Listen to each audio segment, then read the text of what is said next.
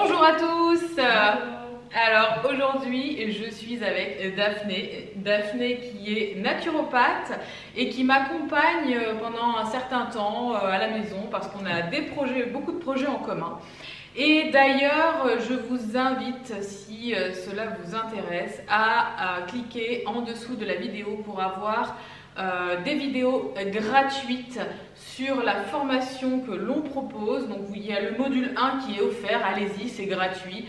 C'est une vidéo qui dure un petit peu moins d'1 heure, mais on vous explique énormément de choses, donc c'est super intéressant.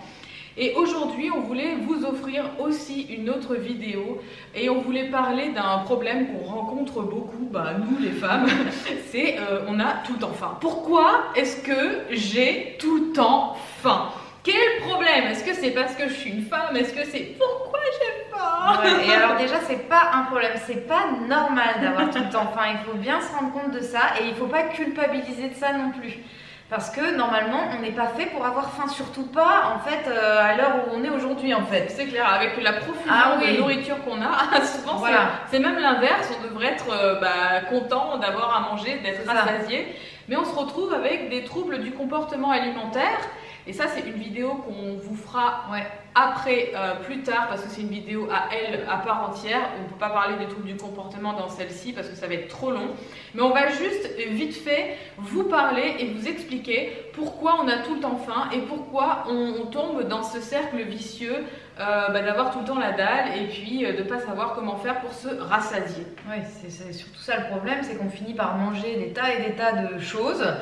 Mais on n'est toujours pas plus rassasié. Non. Mais il y a vraiment une raison à ça parce que votre corps il est très intelligent, il fait les choses très bien et si vous avez faim et si vous mangez tout le temps comme ça, c'est qu'il y a un problème. Il y a quelque chose que vous ne faites pas ou quelque chose que vous n'apportez pas à votre corps.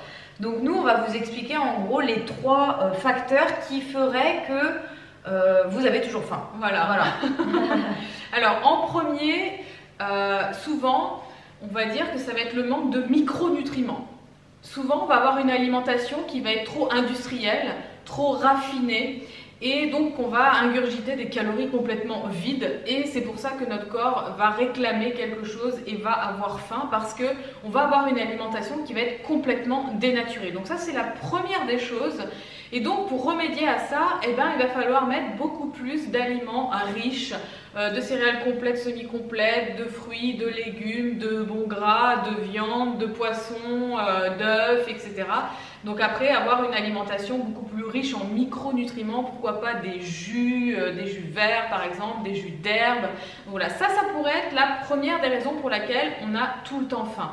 Ensuite, la deuxième raison, ça peut être que vous avez une glycémie qui est instable pour différentes raisons. Alors on va appeler ça la dysglycémie parce que ça peut être de l'hyper ou de l'hypoglycémie. En réalité, ça peut venir de 2 choses. Soit vous mangez des glucides trop élevés, à IG trop élevé, donc des mauvais glucides en quelque sorte, des glucides que vous ne devriez pas ingérer. Ou alors vous avez été pendant très longtemps en restriction glucidique et donc vous avez réintroduit des glucides mais vous ne les tolérez plus du tout. Et donc votre glycémie fait le yo-yo toute la journée. Donc ça peut vraiment être une des causes qui fait que vous ayez tout le temps faim. Et pour remédier à ça, il va falloir vous faire accompagner ou réintroduire très progressivement les glucides en petite quantité, régulièrement sur la journée, parce que c'est vraiment ça la clé, c'est quand on a une glycémie instable, c'est d'essayer de la maintenir toujours stable pendant toute la journée, donc de faire des petits repas très régulièrement. Voilà.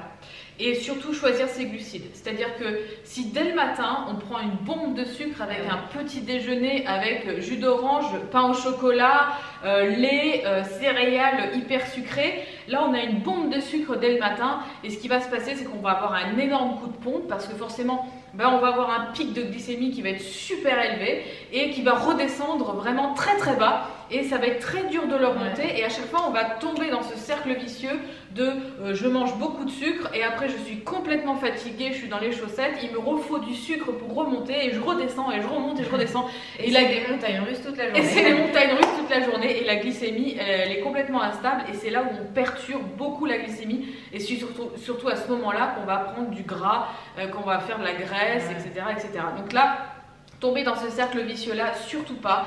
Donc il va falloir essayer de trouver des sources d'aliments qui ne perturbent pas la glycémie, et pour ça on peut trouver des tableaux sur les IG, les index glycémiques, donc index glycémique bas, ou alors certains produits peut-être qui sont à IG haut, mais ne pas les manger seuls, éviter de manger les fruits seuls par exemple, qui peuvent aussi perturber certaines personnes, toujours les accompagner par exemple d'oléagineux. Donc il y a toujours des petites choses à trouver, et ça c'est vraiment intéressant de comprendre ça. Ensuite, la troisième raison pour nous, c'est aussi des régimes trop restrictifs. Et ça, on peut tomber dedans vraiment malgré nous, en voulant faire trop bien, en voulant manger trop healthy, en faisant attention à tout ce qu'on va manger. Donc on va enlever beaucoup de choses, on va enlever la viande, on va enlever le poisson, on va enlever le mauvais gras, le bon gras. Le bon et le mauvais. On va tout enlever, on va se retrouver avec beaucoup de fruits, beaucoup de légumes. Donc c'est clair que dans l'assiette, ça va faire beaucoup de choses à manger. Mais ce qui va se passer, c'est que très vite, on va avoir une sensation entre guillemets de satiété, c'est plutôt de trop plein. Voilà, on a mangé beaucoup de fibres, on est plein, on n'arrive plus.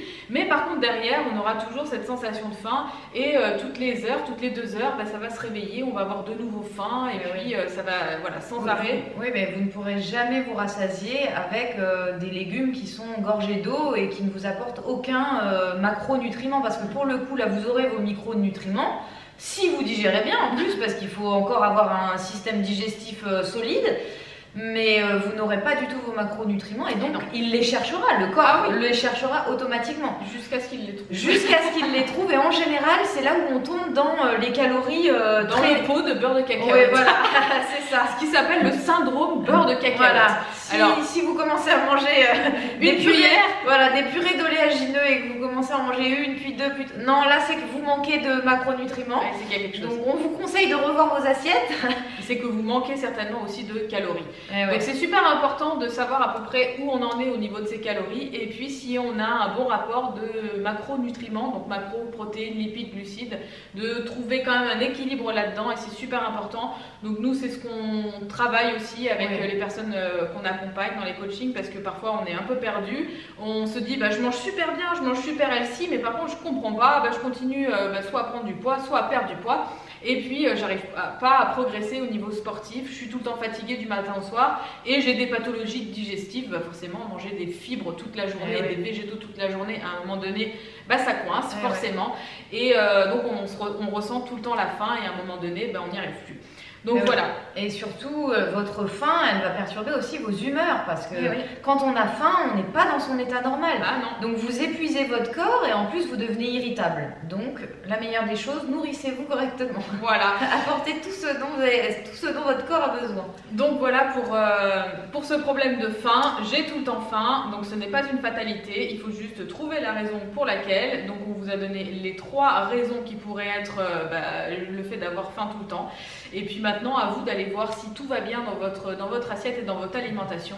Et puis, nous, on vous laisse. On vous souhaite une très belle journée ou une très belle soirée. Et on vous dit à très bientôt dans une prochaine vidéo. À bientôt. Salut!